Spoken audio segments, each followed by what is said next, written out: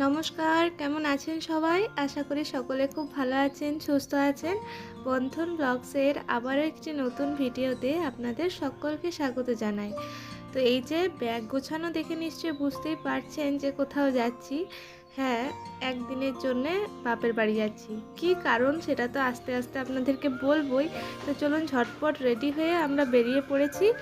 আর এই যে বাবান তো মামা বাড়ি যাওয়ার জন্য খুবই এক্সাইটেড থাকে, কিন্তু তার মেজো দাদু যেহেতু এখন নেই, সেই জন্য মাঝে মাঝে সে যাবো না করে। তার একটু মনটা মাঝে মাঝে খারাপও লাগে, কারণ ওখানে তো সে তার প্রিয় বন্ধু ছিল, তার সাথেই সে সবসময় থাকতো, ঘুরে বেড়াতো।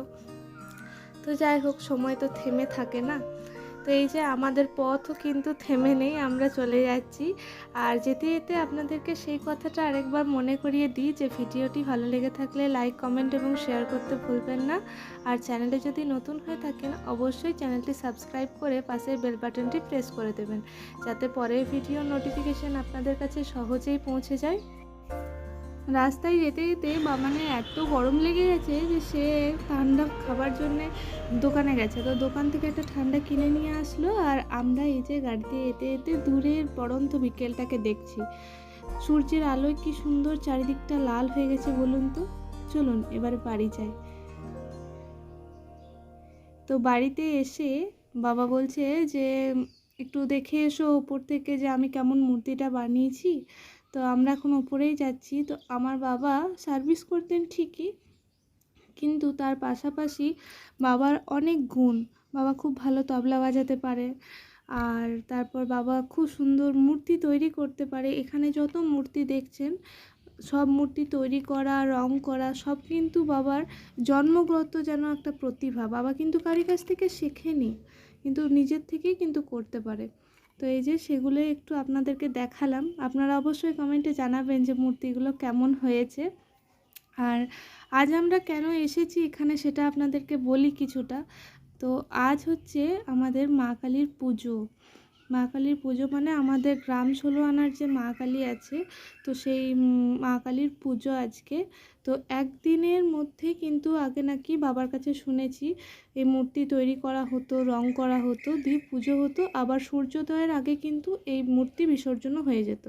তো আমরা এখন সেই অপেক্ষা করছি যে মায়ের মূর্তি কখন আসে। তো এই পুজোর মেন উদ্যোক্তা ছিলেন আমার দাদু। দাদু গত হওয়ার পর এই পুজোর সমস্ত দায়িত্ব এসে পড়ে আমার কাকার ওপর। তো কাকাই এত বছর ধরে এই পুজোকে এইভাবে সাজিয়ে মন্দিরকে নতুনভাবে নির্মাণ করে মানে সুন্দরভাবে পুজোটা চালিয়েছেন। কিন্তু বিগত ২-৩ বছর ধরে তার শরীরে একটু অসুবিধা থাকার জন্য তিনি পুজোর দায়িত্ব থেকে সরে আসেন। কিন্তু পুজোর দায়িত্ব থেকে সরে এলেও তার মন প্রাণ কিন্তু এই পুজোর দিন এই মাকে কেন্দ্র করেই ছিল, এবং মাকে কেন্দ্র করেই কিন্তু এই সমস্ত রাতটা, যেহেতু এটা এক রাতের পুজো, সারা রাত ওই মন্দিরেই কিন্তু তিনি কাটাতেন। পুজোর যতক্ষণ না শেষ হতো ততক্ষণ পর্যন্ত ওই মন্দিরেই থাকতেন। তো আমাদের এই মায়ের পুজো উপলক্ষে যে যেখানে থাকে সে সেখান থেকে আসে। আপনারা হয়তো দেখে বুঝতেই পারছেন যে কতটা পুজোটা আমাদের জনপ্রিয়। আর মায়ের কাছে একান্তই কামনা করি যে মা, আমরা যেন যেখানে যে থাকি সে সেখানেই যেন ভালো থাকি, সুস্থ থাকি। আর আমার কাকা যেন যেখানেই থাকুক সেখানেই যেন সে ভালো থাকে। তো মা কালীকে নিয়ে চলে যাওয়ার পর, মন্দিরটা তো আমাদের বাড়ির থেকে একটু দূরে, তো আমরা এদিকে রেডি হয়ে নিয়েছি। এখন বাজে প্রায় রাত 11টার মতন। এটা যেহেতু একটা নিশিরাতের পুজো, সেই জন্য আমরা রাত করেই যাই। রাত্রে সবাই রেডি হয়ে আমরা যাচ্ছি। এই যে আমি, কাকিমা, মা সকলে বেরিয়ে পড়েছি। আর আমাদের সঙ্গে আরেক পাড়ার কাকিমা এসে যোগ দেবেন একটু পরে। তো আমরা যাই মন্দিরে, তারপর আপনাদেরকে দেখাচ্ছি। তো এই যে চারপাশে প্রচুর লোক, কিন্তু মনটা কিন্তু ফাঁকা ফাঁকা, কারণ এই সময় এই মন্দিরের কেন্দ্রবিন্দু বলতে আমার কাকা ছিলেন। তো এই যে মা, আর এই মায়ের যে মন্দির দেখছেন তা তার হাতে তৈরি করা। মানে তিনি নিজে এই মন্দিরটাকে সুন্দরভাবে সাজিয়ে গুছিয়ে পরিকল্পনা করে তৈরি করিয়েছেন। আর এত যে আয়োজন, কোথায় কি হবে না হবে সব কিছু কিন্তু তারই কিন্তু পরিকল্পনা অনুযায়ী হয়। তো সকলের মুখে একই কথা যে এত লোক থাকা সত্ত্বেও কিন্তু আজ মন্দির ফাঁকা। আজ মায়ের মন্দিরে একদমই মন কারোর থাকছে না, মনটা টিকছে না। তো যাই হোক, মায়ের মন্দিরে পুজো টুজো দিয়ে বেরিয়ে এসে আমরা একটু এই সামনের মেলাটার কাছে গেলাম। বাবান তো ছাড়বে না, আর তার প্রিয় বন্ধু যেহেতু নেই সেই জন্য তার মনটাও কিন্তু আজকে ভালো লাগছে না। কারণ গত বছর পর্যন্ত তার প্রিয় বন্ধুর হাত ধরেই সে কিন্তু মেলার মধ্যে ঘুরতো, জিনিসপত্র কিনতো, খুব এনজয় করতো। তো যাই হোক, যতই বলি না কেন বলার আর শেষ হবে না তাকে নিয়ে। তো এই যে মেলার মধ্যে ঘুরতে ঘুরতে ভাবলাম আপনাদের সঙ্গেও একটু মেলাটা শেয়ার করি।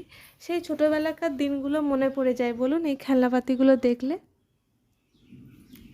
কতই ভালো ছিল না ছোটোবেলার দিনগুলো।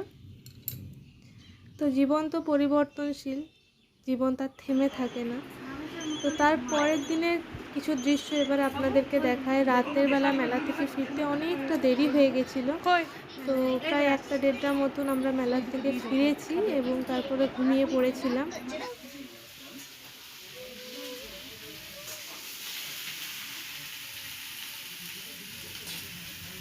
কি রান্না করছো মা?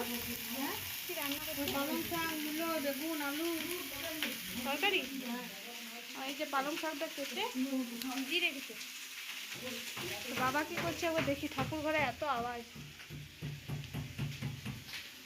ও মা কালীটা সাজানো হয়ে গেছে, ওইখানে রাখা হবে। তো আমাদের বাড়িটা কিন্তু খুব পুরনো আমলের বাড়ি। আর দোতলার ওপরে যে ঘরটা আছে সেই ঘরটাতে কিন্তু বাবা মূর্তি টুর্তিগুলো তৈরি করে। তো এই যে মায়ের মূর্তিটাকে নামানো হয়েছে আর ডাক পরিয়ে সাজানো হয়ে গেছে, তো এটা এবারে ঠাকুর ঘরে রেখে দেওয়া হবে। আর মা এদিকে রান্না করছে দেখলেন। আজকে আমরা চলে যাব খাওয়া দাওয়া করে, তো সেই জন্য। তো যতবারই কাকার ঘরটার সামনে দিয়ে পেরিয়ে যায় ততবারই মনটা খুব খারাপ লাগে। এই ঘরটাতে আর সেরকমভাবে যেতেই মন হয় না। মনে হয় গোটা ঘরটা এত অগোছালো হয়ে গেছে, এত ফাঁকা, আর ভালো লাগে না। তো কিছুই করার নেই, এই ঘরে তো আমাদেরকে আসতেই হবে। আর কাকাও কিন্তু আমাদের কাছে আর ফিরে আসবে না। তো নিচে এসে দেখি যে কাকিমা মাংস টাংস ধুচ্ছে, আর এদিকে তার লাউ পোস্ত হয়ে গেছে, ভাতটাও বসে গেছে। তো নিচে উপরে দু জায়গা মিলে রান্না বান্না করা হয় বলে এতগুলো লোকের রান্না তাড়াতাড়ি হয়। একটা উনুন শুধু ভাতেই চলে যায় বলো। না আমি রান্না করি, আমি মাছ করি, ভাতটা বাবা নামাই, মাছ করি। আর এদিকে মশলা বাটা সব কমপ্লিট। গিয়ে করবি ভাইকে চর্বি হিসাবে মাংস দিবি না, মাংসটা না এত চর্বি, তাকে বলতে হবে যে এত চর্বি দিও না। সবাইকে একটা করে চর্বি দিবি। ওরকম করে কি হয়? মাকে 1 পিসই দেবো, বেশি দেবো না মাংস। 2 পিস খাবে না না না কাকিমা, জানো তুমি করো না। ভাইকে খেতে দে, ওষুধ খেলে আর ভয়। আমরা কবার খেয়েছি মাছে? আমি যতবার আসি ততবারই খাসির মাংস হয়। মায়ের এত খাসির মাংস খাওয়া ঠিক নয়। বাবারে এতক্ষণে মুড়ি খাবে? কখন খাবো, সময় পেয়েছি? 11:30 বাজে। যাও যাও, ওঠো ওঠো, কি করতে হবে বলো, আমি করি। ঠিক আছে। তো আমি আসার পর থেকে রান্না বান্না নিয়ে ওরা দুজনাতে হিমশিম খেয়ে যায়, কিন্তু আমাকে কিন্তু কিছু করতে দেবে না। এই হচ্ছে ওদের দুজনের প্ল্যান। তো এই করে করে দেরি করছে আর শরীর খারাপ করছে। তো চলুন, আমি এদিকে ওরা মুড়ি খেতে খেতে আমি মাংসটা বসিয়ে দিয়েছিলাম, সেটা আপনাদেরকে একটু দেখাই। তো এই যে আমি এখানে এলে কিন্তু আমার হাতের একটা রান্না কিন্তু ওরা খাবে, সেটা হচ্ছে মাংস।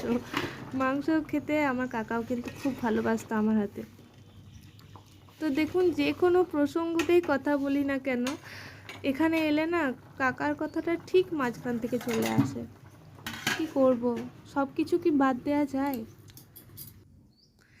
তো দুপুরে কাকিমা আমাদেরকে খেতে দিয়ে দিচ্ছে। এই যে পাতা দেওয়া হয়ে গেছে, আর দেখাচ্ছিলাম যে পাতার মধ্যে লাল লাল ফুলগুলো কি সুন্দর লাগছে, সেটাই আমি বারবার দেখাচ্ছিলাম ওদেরকে। তো ওরা আমাকে বলছে তুমি পাতাটা খাবে না খাবারটা খাবে।